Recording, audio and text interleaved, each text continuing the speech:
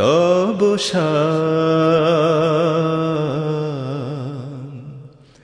তুমি Rahman.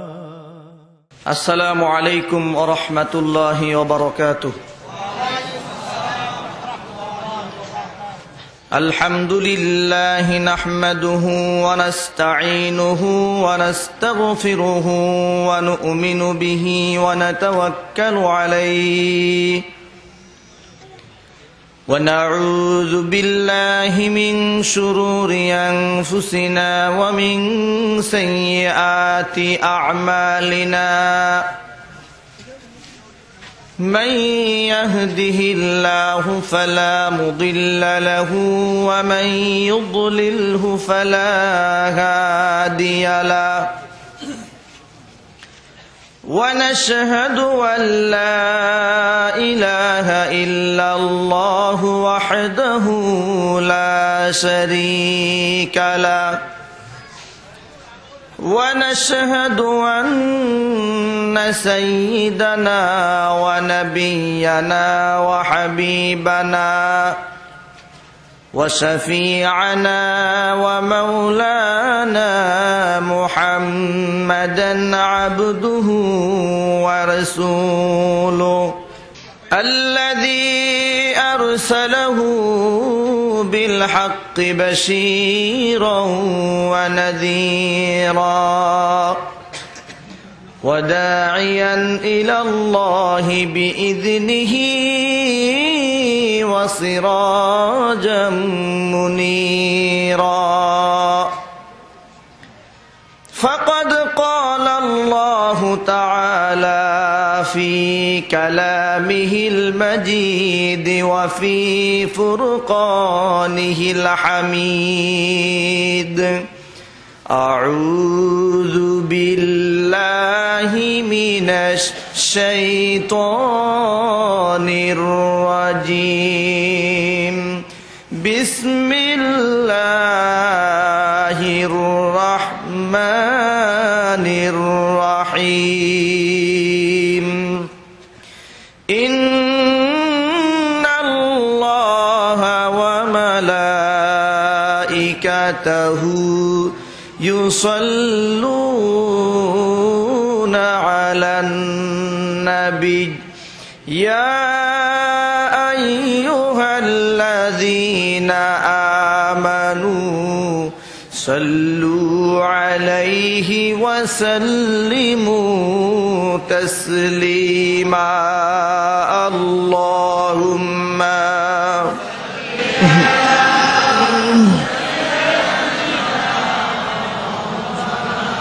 Barana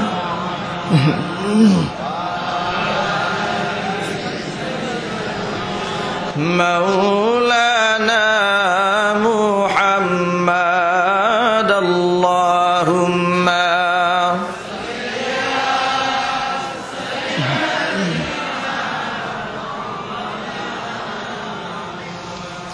wa ala ali sayyidina জোরে জোরে পড় দরুদ ও মুমিন ভাই বসিয়া জোরে জোরে পড় দরুদ ও মুমিন ভাই বসিয়া মোদের দরুদ শুনেন নবীজি রওজা পাকে শুইয়া আল্লাহুম্মা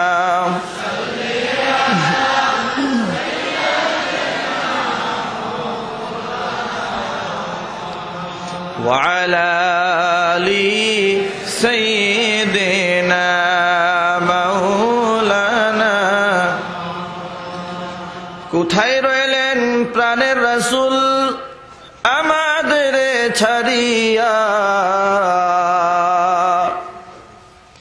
কোথায় রইলেন প্রাণের রাসূল আমাদের ছাড়িয়া? আপনি ছাড়া কি লাভ হবে আমরা ধরাই বাঁচিয়া। আল্লাহুম্মা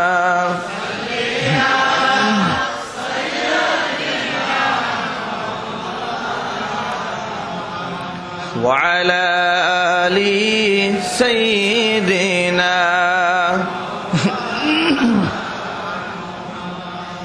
मुझे कुछ मिले या ना मिले मुहम्मद मिले।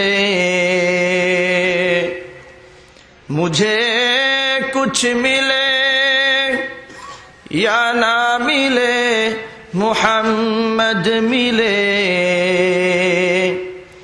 यानी वो शई मिले जिससे अल्लाह मिले। अल्लाहुम्मा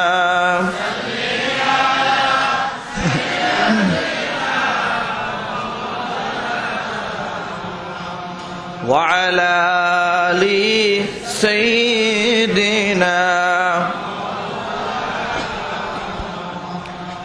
बलगल उला बिकमालिही कशफत दुजा बिजमालिही हसनत जमीउ खिसालिही सल्लु अलैहि।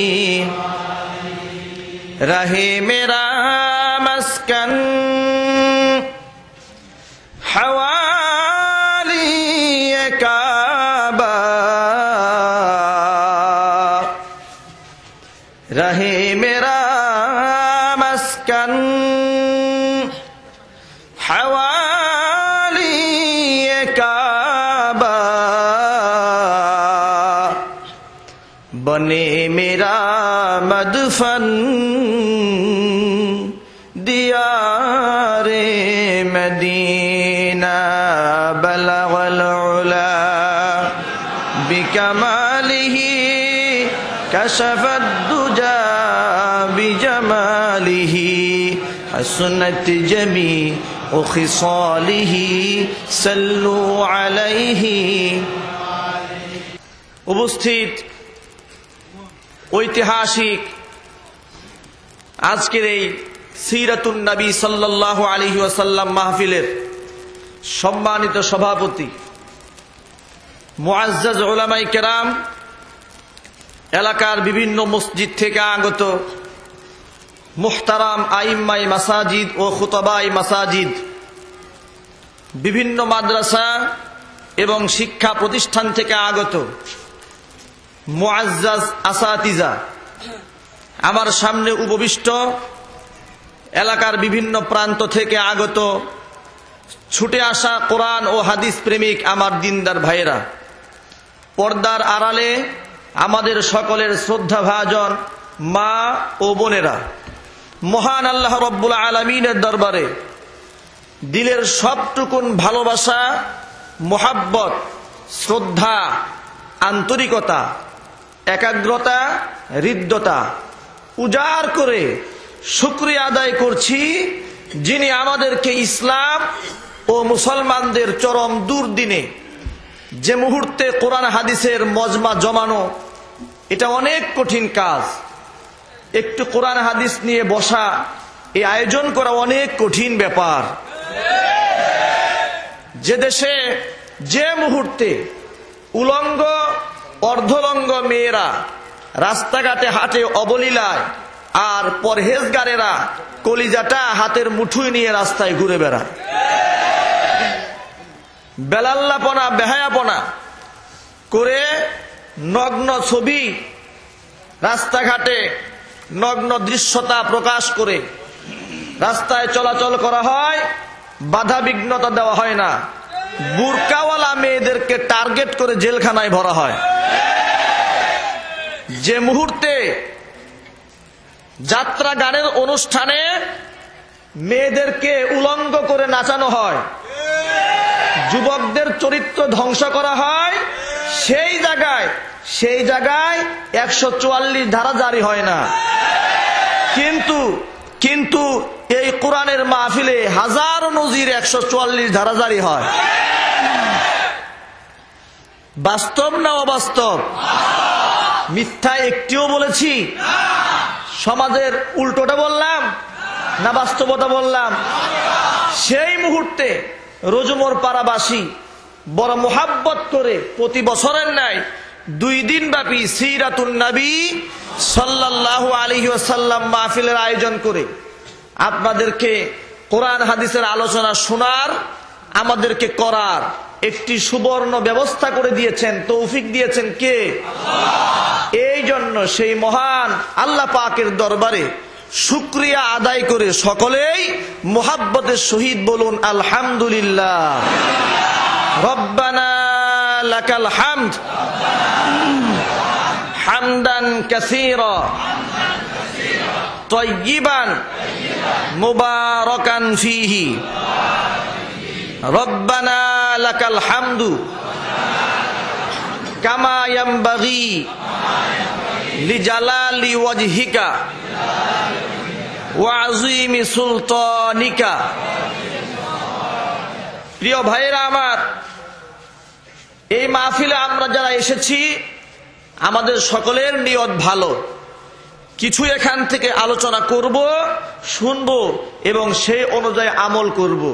এখান থেকে কিছু বিষয় বাড়িতে আমরা নিয়ে যাব, এই নিয়তে আমরা সকলেই এসেছি, ঠিক কিনা বলেন? তিরমিজি শরীফের হাদিসে এসেছে, হযরত আনাস রাদিয়াল্লাহু তাআলা আনহু নবীজির খাদেম হাদিসটি বর্ণনা করেছেন।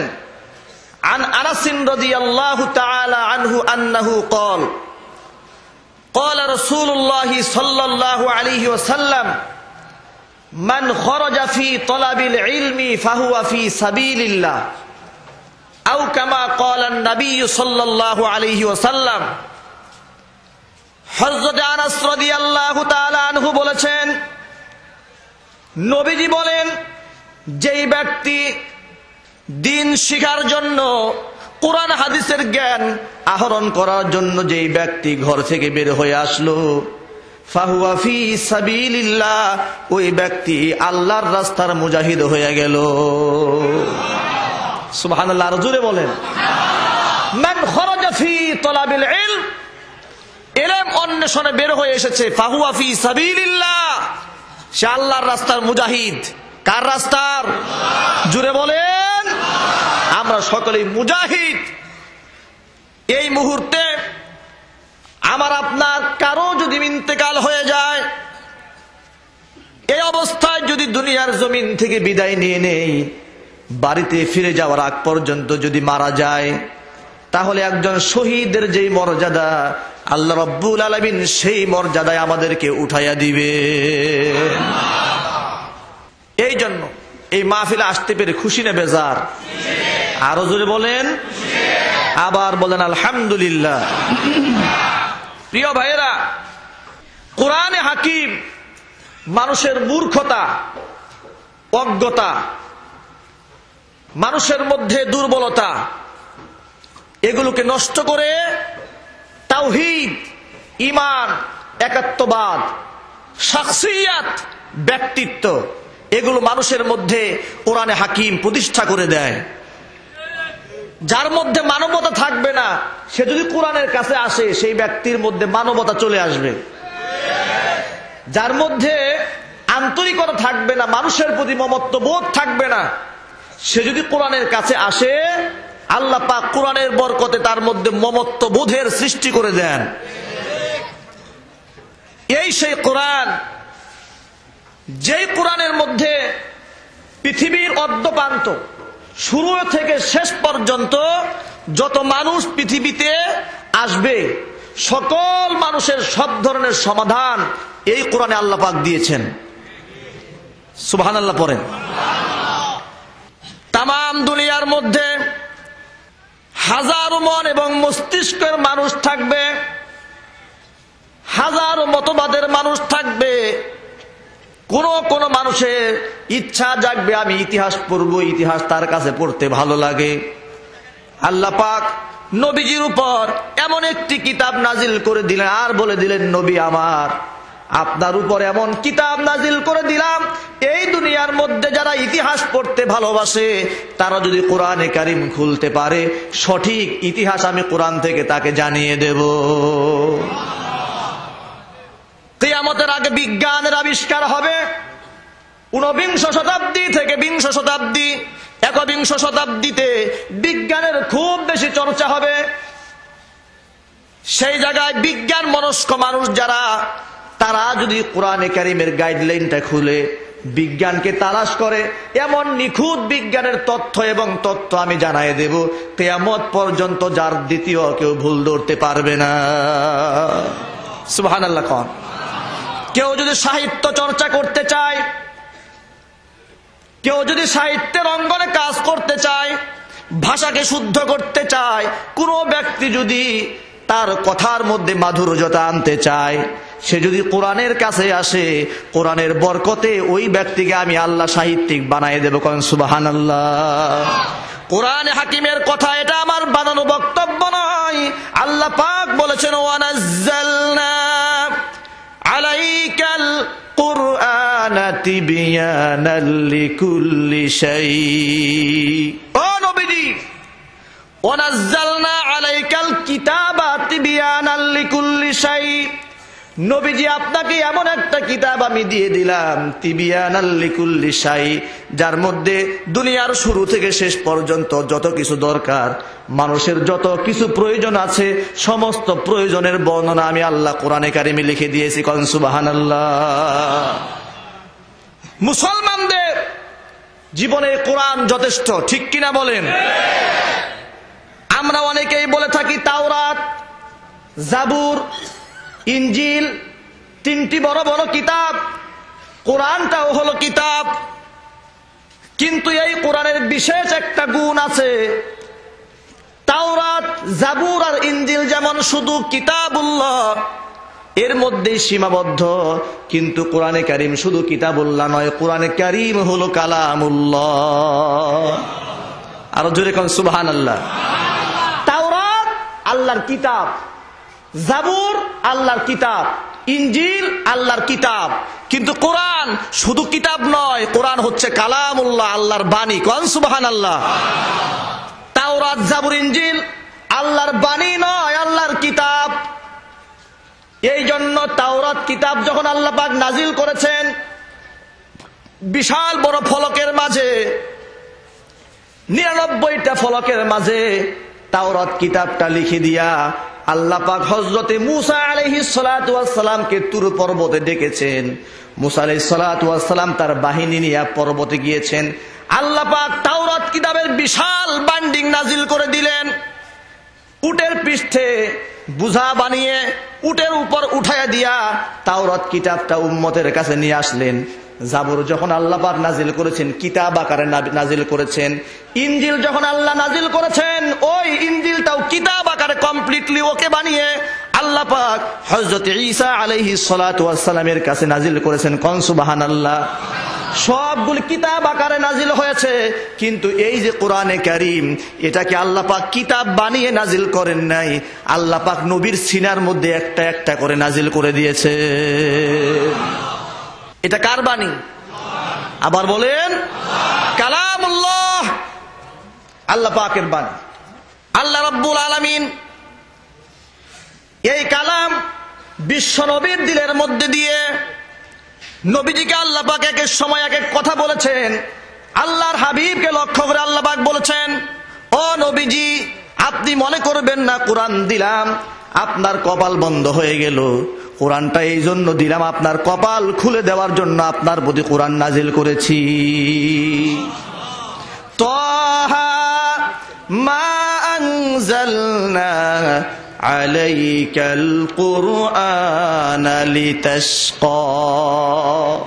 তাহা, আল্লাহু আ'লামু বিমুরাদিহি বিযালিক।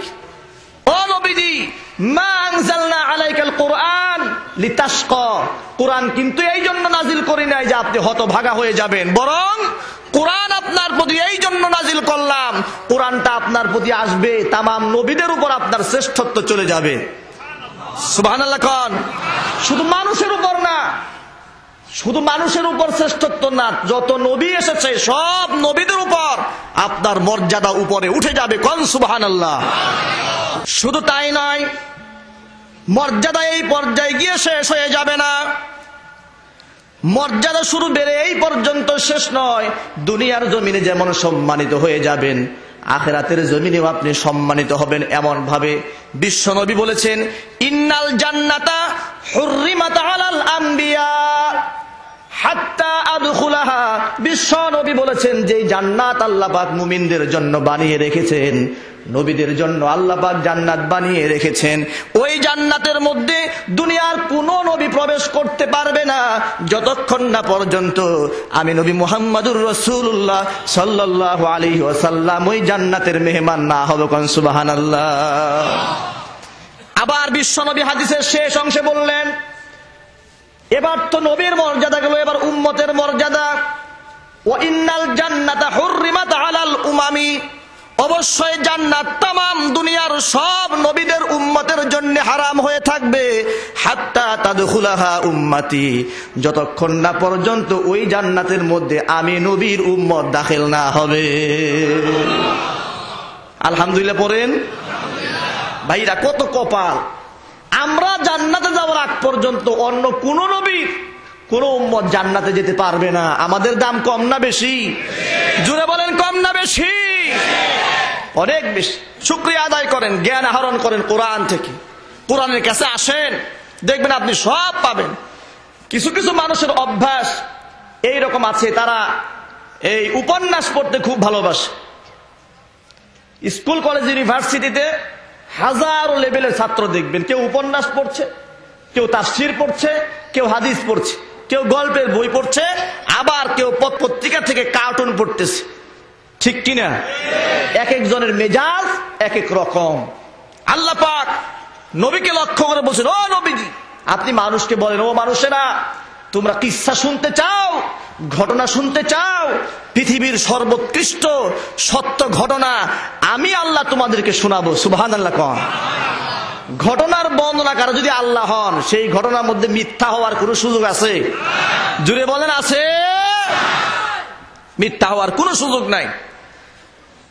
নবীজি সাল্লাল্লাহু আলাইহি ওয়াসাল্লাম দ্বীনের দাওয়াত দেন। উমর রাদিয়াল্লাহু তাআলা আনহুর সাথে 7 জন ইহুদির ঝগড়া হয়ে গেল। ইহুদি এসে বলছে তাওরাত শ্রেষ্ঠ। উমর রাদিয়াল্লাহু তাআলা আনহু বলেন, না, তাওরাত শ্রেষ্ঠ না, কোরআন শ্রেষ্ঠ। ইহুদিরা বলে তাওরাত শ্রেষ্ঠ। হযরত উমর বলেন, না, তাওরাত শ্রেষ্ঠ না, শ্রেষ্ঠ হলো কোরআন মাজিদ, কোরআন হাকিম হলো শ্রেষ্ঠ। বিতর্ক হয়ে গেল। ইহুদিরা বলছে তাওরাত কিতাবের মধ্যে হযরত ইউসুফ আলাইহিস সালাতু ওয়াস সালামের কাহিনী আছে, ঘটনা আছে, কিন্তু কোরআনে কারীমের মধ্যে ইউসুফ আলাইহিস সালামের কোনো ঘটনা নাই। উমর রাদিয়াল্লাহু তাআলা আনহু এই কথাটি রাসূল পাক সাল্লাল্লাহু আলাইহি ওয়াসাল্লামের কাছে গিয়ে বললেন, ইয়া রাসূলুল্লাহ, ওরা বলছে আমাদের কাছে ইউসুফ আলাইহিস সালামের কাহিনী নাই, এই জন্য নাকি আমাদের কিতাব দুর্বল। আল্লাহর হাবিব কিছুক্ষণ চুপ থাকলেন বিমর্ষ অবস্থায়। জিবরাইল আমিন দৌড়ে চলে এসেছেন, ইয়া রাসূলুল্লাহ, ইয়া হাবিবাল্লাহ, আল্লাহ রাব্বুল আলামিন আপনার প্রতি পুরা সূরা ইউসুফ ধারাবাহিকভাবে এমন ভাবে বর্ণনা করে দিয়েছেন, কোন কিতাবের মধ্যে আল্লাহ এত সুন্দর করে বর্ণনা করেন নাই। সূরা ইউসুফ, এই কোরআনের সূরার সংখ্যা কয়টি? জোরে বলেন, আবার বলেন। কেন জিজ্ঞেস করি জানেন? কারণ হলো আমরা কিন্তু নায়ক নায়িকের নাম খুব বেশি জানি, কিন্তু কোরআন শরীফের আয়াত কয়টি, হাদিস কি, হাদিসের মূল বড় বড় কিতাব কয়টি, এর মধ্যে সূরা কয়টি, কোন সূরার কি ফজিলত, মুসলমান হওয়ার পরেও এটা কিন্তু অধিকাংশ মানুষই আমরা জানি না। ঠিক কিনা বলেন? আমি সকলের জ্ঞাতার্থে তামরিন করাচ্ছি, সকলেই বলেন কোরআনের সূরা সংখ্যা কয়টি? 114টি সূরা। এই সূরাগুলোর মাঝে আল্লাহ পাক অসংখ্য অগণিত জ্ঞানের ভান্ডার আল্লাহ পাক তার আপন বচন ভঙ্গিতে ছড়িয়ে ছিটিয়ে রেখেছেন।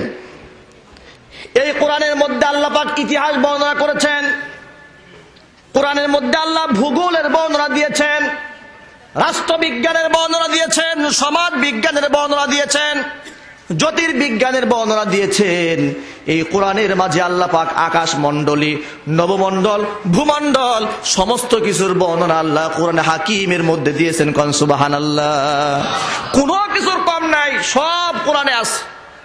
আল্লাহ পাক সূরা ইউসুফ নাজিল করে দিয়া কেমন যেন আল্লাহ বলে দিলেন, ও আমার নবী, এই দুনিয়াতে কত নবীর ঘটনা আমি আপনাকে শোনালাম, 25 থেকে 27 জন নবী রাসূলের ঘটনা আমি কোরআনে কারীমের মধ্যে উল্লেখ করলাম, কিন্তু সব জায়গায় এক আয়াত 2 আয়াত করে সামান্য একটু করে উল্লেখ করেছি। কিন্তু ইউসুফ আলাইহিস সালাতু ওয়াস সালামের ঘটনা আল্লাহ রাব্বুল আলামিন ধারাবাহিকভাবে কোরআনে কারীমে নাজিল করেছেন। কোন সুবহানাল্লাহ। আল্লাহর ভাষায় শুনেন, আল্লাহ পাক বলছেন, আলিফ লাম রা তিলকা আয়াতুল কিতাবিল মুবিন। আলিফ লাম রা, আল্লাহু আ'লামু বিমুরাদিহি বিযালিক।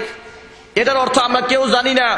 পৃথিবীর কোন মুফাসসির এই ব্যাপারে তরজমা করেন নাই। কেউ কেউ কিছুটা করার চেষ্টা করেছে, আলিফ দ্বারা অমুক, লাম দ্বারা তমুক, কিন্তু এটা নির্ভরযোগ্য কওল নয়। নির্ভরযোগ্য কওল হলো এর অর্থ একমাত্র কে ভালো জানেন? আল্লাহ পাক ভালো জানেন। আল্লাহ পাক বলছেন, তিলকা আয়াতুল কিতাবিল মুবিন। এসব হচ্ছে সুস্পষ্ট কিতাবের আয়াত সমূহ। ইন্না আনজালনাহু কুরআনান আরাবিয়্যান লাআল্লাকুম তাআকিলুন। ও নবী আমার, আপনার প্রতি আরবি ভাষায় আমি কোরআন নাজিল করলাম। ইন্না আনজালনাহু কুরআনান আরাবিয়্যা, আরবি ভাষায় নাজিল করলাম, লাআল্লাকুম তাআকিলুন, যাতে করে কোরআন অনুধাবনের ক্ষেত্রে আপনাদের কোনো সমস্যার সৃষ্টি না হয়। আলহামদুলিল্লাহ পড়েন। খুব চমৎকার করে আল্লাহ পাক আরবি ভাষায় নাজিল করে আল্লাহ এবার নবীকে বলছেন, নাহনু নাকুসসু আলাইকা আহসানাল কসাসি বিমা আওহাইনা ইলাইকা হাযাল কুরআন ওয়া ইন কুনতা মিন ক্বাবলিহি লামিনাল গাফিলিন। ও নবীজি, নাহনু নাকুসসু আলাইকা আহসানাল কসাসি, আমি আপনাকে শোনাতেছি আহসানাল কসসি, দুনিয়ার মধ্যে যত ধরনের ঘটনা আছে তার মধ্যে সবচেয়ে সুন্দর ঘটনার বর্ণনা আমি রব্বুল আলামিন আপনাকে শোনাতেছি। কোন সুবহানাল্লাহ। আল্লাহ পাক বলেন, নাহনু নাকুসসু আলাইক, নবী আপনাকে আমি কাহিনী শোনাচ্ছি। কিসের মাধ্যমে? বিমা আওহাইনা ইলাইকা হাযাল কুরআন, এই কোরআন আপনার প্রতি ওহী প্রত্যাদেশ করে এই কাহিনী নির্ভরযোগ্য সূত্রে আমি আপনাকে জানাচ্ছি।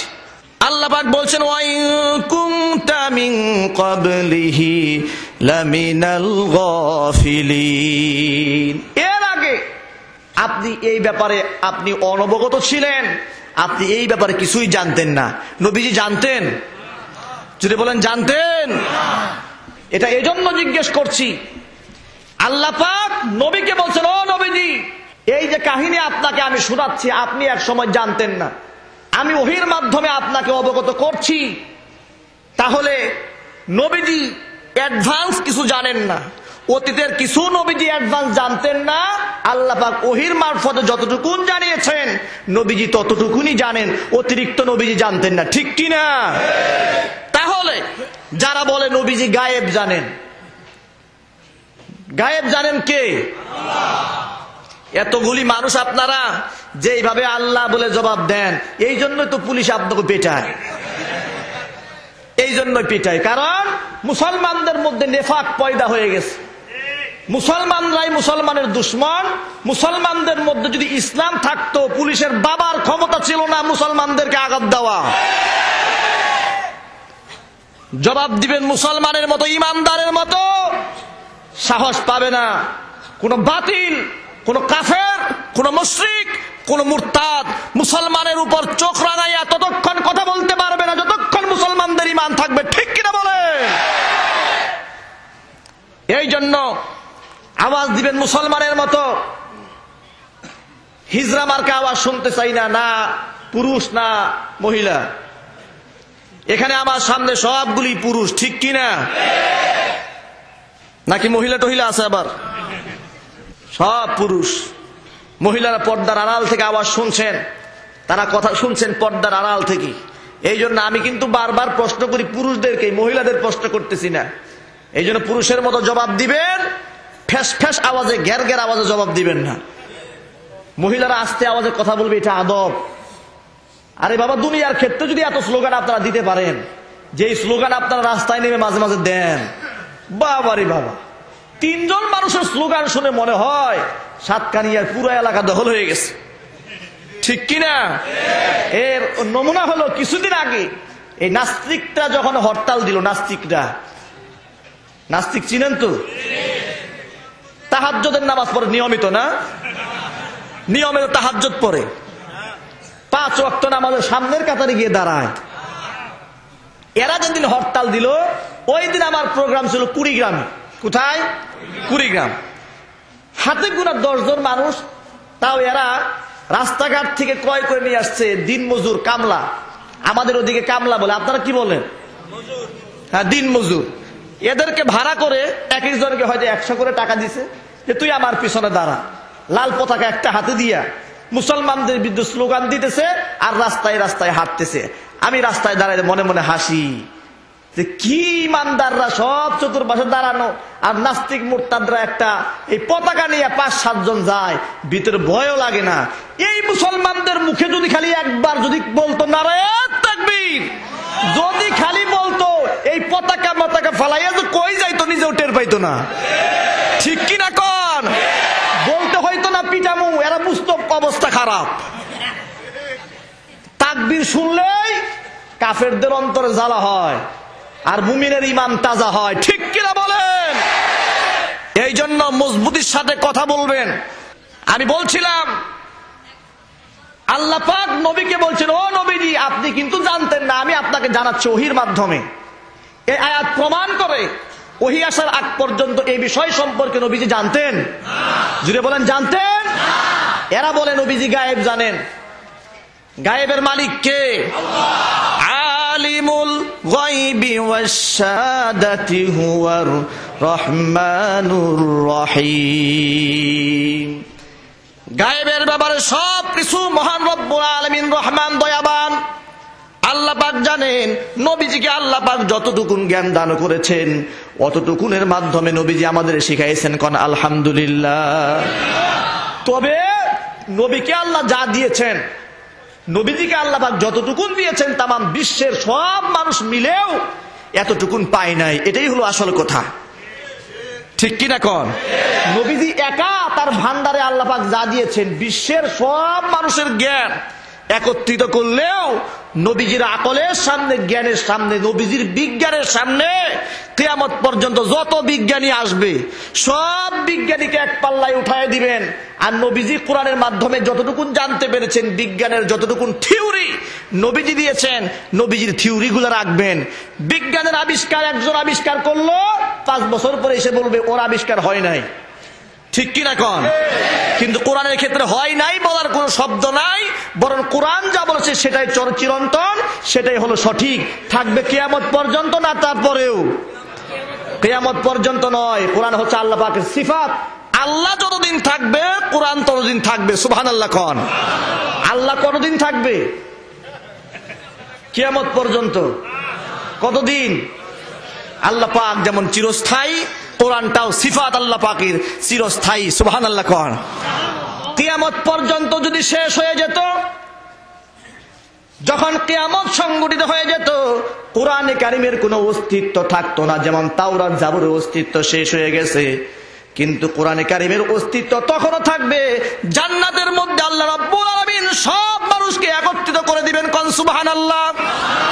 একত্রিত করে দাউদ আলাইহিস সালাতু ওয়াস সালামকে ডাক দিবেন, ও দাউদ, দুনিয়াতে কত সুন্দর কণ্ঠ তোমাকে দিয়েছিলাম, যে কণ্ঠের তেলাওয়াত শুনে তুমি যখন জাবুর তেলাওয়াত করতা, তোমার তেলাওয়াতে মুগ্ধ হইয়া সমুদ্রের মাছ পর্যন্ত কিনারায় এসে দাঁড়িয়ে যেত।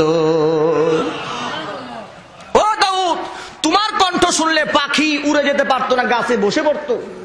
বাতাস যখন বইতে থাকতো তোমার কণ্ঠের আওয়াজে বাতাস স্থির হয়ে যেত। সুবহানাল্লাহ কোন। ও দাউদ, সেই সুন্দর কণ্ঠে কোরআন শরীফের তেলাওয়াত আমার জান্নাতবাসী বান্দাদেরকে শোনায় দাও। বোঝা গেল জান্নাতের ভিতরে কোরআন থাকবে না? থাকবে? জুড়ে বলেন থাকবে। ভাইরা আমার, নবীজিকে আল্লাহ বলছেন, ও নবীজি শুনেন, আপনাকে কেমন কাহিনী শোনাই। আমি আপনাকে এমন একটি ঘটনা শোনাবো, এমন একটি কাহিনী আপনাকে আমি শোনাবো, যে কাহিনীর মধ্যে কোনো ধরনের লৌকিকতা নাই, মিথ্যার কোনো আশ্রয় নাই, যে কাহিনীর মধ্যে কোনো জাল সংবাদ নাই। ও নবীজি, আপনাকে সেই কাহিনী আপনাকে আমি শোনাচ্ছি। তামাম বিশ্বের নবীদেরকে আল্লাহ পাক একটা কুদরতি শক্তি দান করেছিলেন, ঐশী শক্তি দান করেছিলেন, যে শক্তি সাধারণ কোনো মানুষের ছিল না। সেই শক্তিটা আল্লাহ পাকের পক্ষ থেকে আসতো। ওই শক্তির মাধ্যমে মানুষগুলি জানতে পারতো তিনিই হচ্ছেন আল্লাহর নবী, কোনো সন্দেহ নাই। এইরকম আল্লাহ পাক নবী বানিয়ে পৃথিবীতে পাঠিয়েছেন, আবার তাদেরকে মুজিজা দিয়েছেন। আল্লাহর হাবিবকে লক্ষ্য করে আল্লাহ পাক বলছেন, ও নবীজি আপনি শুনেন, আপনাকে আমি এই পৃথিবীর একজন প্রতিষ্ঠিত নবী ইউসুফ আলাইহিস সালাতু ওয়াস সালামের কাহিনী শোনাচ্ছি। আমার নবী ইউসুফ যখন ছোট, ইউসুফ আলাইহিস সালাতু ওয়াস সালামের বাবার নাম হলো ইয়াকুব আলাইহিস সালাতু ওয়াস সালাম। বাবার নাম কি? আবার বলেন। ইয়াকুব আলাইহিস সালাতু ওয়াস সালাম আল্লাহর নবী। আল্লাহর নবীর ওরসজাত একজন সন্তান, তার নাম হলো ইউসুফ। ইউসুফ আলাইহিস সালাতু ওয়াস সালাম যখন ছোট, তার আরেকটি ভাই হলো, ওই ভাইয়ের নাম হলো বিনিয়ামিন। এই দুইজন সহোদর ভাই তারা। ইয়াকুব আলাইহিস সালাতু ওয়াস সালামের এক স্ত্রীর গর্ভে দুইজন ছেলে, আগের আরেকটা স্ত্রী ছিল, তার গর্ভে 10টা ছেলে। কয়টি ছেলে? আগের এক ঘরে 10 জন, এই ঘরে 2 জন, মোট কতজন? 12 জন। আগের যে 10 জন, ওই 10 জনকে ইয়াকুব আলাইহিস সালাম বেশি মোহাব্বত করে না। কেন? এদের চরিত্র খারাপ, অভ্যাস খারাপ, রাস্তায় রাস্তায় ঝগড়া করে, সুযোগ হলেই মারামারি করে। চিন্তা করেন, যেই ছেলেটি বাসার মধ্যে থাকে আর প্রায় দিনই তার নামে বাড়িতে নালিশ আসে, বিচার আসে, বাবা মা বেশি মোহাব্বত করবে? জোরে বলেন। বাবা মা যত আপনি হোক, পিতৃষ্ণা বোধ আসবে, ছেলেটা এত খারাপ। ঠিক ওই ঘরের 10টা ছেলে, এদের আচরণ ঠিক এইরকম উগ্র মেজাজের, গরম মেজাজের। পক্ষান্তরে ইউসুফ আলাইহিস সালাতু ওয়াস সালাম জন্মের পর থেকে স্বভাবজাত ভাবেই আল্লাহ পাক যেহেতু নবী বানাবেন, তার আচরণ, তার চেহারা, এত সুন্দর চেহারা আল্লাহ দান করেছিলেন। এই চেহারাটাও একটা মুজিজা ছিল। সুবহানাল্লাহ কোন। আমি সামনের দিকে বলবো, অপেক্ষায় থাকেন। ইয়াকুব আলাইহিস সালাম তো আল্লাহ নবী ছিলেন, স্বপ্নের তাবির ব্যাখ্যা তিনি বুঝে ফেলেছেন। স্বপ্নের ব্যাখ্যা বুঝে ইয়াকুব আলাইহিস সালাম বুঝতে পারলেন, আমার এই সন্তান আল্লাহর নবী হয়ে যাবেন, আমার এই সন্তান অনেক বড় মাপের একজন নবী হবেন। তামাম দুনিয়ার মানুষগুলো তারা আজ্ঞাবহ হয়ে যাবে। শুধু তাই নয়, আমরা মা বাবা সহ এর যে আরো 10টা ভাই আছে, 11টি ভাই আছে, সবগুলি ভাই তারা আনুগত্য স্বীকার করে নিবে। সবার উপরে আমার এই ছেলেকে আল্লাহ বড় বানাই দিবেন। সুবহানাল্লাহ খান। কিন্তু ভাইরা আমার মনে রাখবেন, নবীর সন্তান যারা এই দুনিয়াতে আছে, স্বপ্নের ব্যাখ্যা তারাও কিছু কিছু বুঝতে পারবে, ওই 10 ভাইও কিছু না কিছু বুঝতে পারবে। যারা হিংসা করে,